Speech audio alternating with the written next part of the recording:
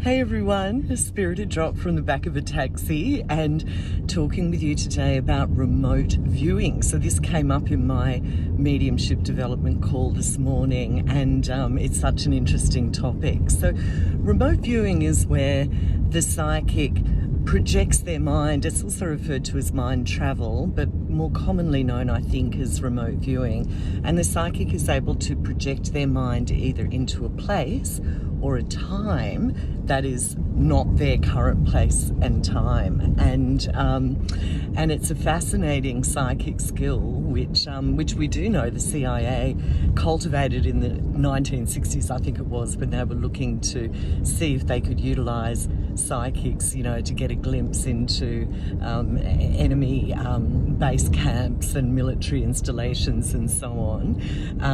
It's something that I teach as well. So I don't teach mediumship, although I am a medium, but I do teach psychic development, and we've had some wonderful results with people who didn't even know what remote viewing was, and hid an item in their home before coming to the circle, and showed their partner who they were working with a photo of said item, and then the psychic would go in and see where they hid it within their home, and amazing results. So and of course with the intuitive healers in my community too, when you've mastered the distance healing symbol and you're able to invoke it well and strongly, called Honshazé Shonen.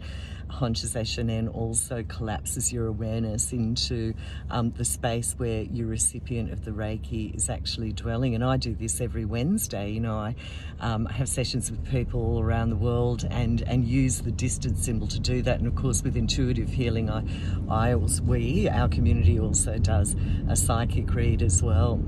And so how is it possible that we can project our mind to a place or a time which is outside the current place and time, here and now, where the psychic is dwelling? And for me, I think primarily it comes down to your understanding, your perspective of what awareness actually is. So if you can hold that awareness, your consciousness is outside of your brain, and your brain is perhaps the mechanism which perceives it and translates it into images and things, but it's not generated from your brain. And this is something that I love to teach, that we're far beyond this skin line, and we know that our thoughts and our heart resonances and our energy fields are far beyond the skin line, which we can now measure, thankfully. So science is catching up with the psychic arts.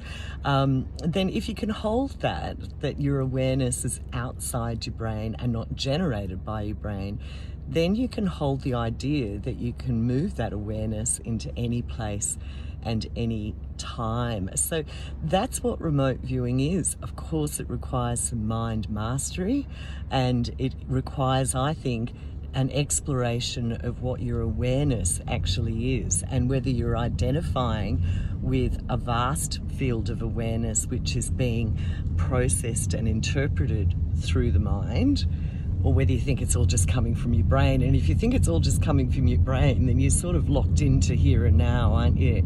So remote viewing, I'm going to leave that with you. I hope that's got you thinking. You have a good day. Okay, bye.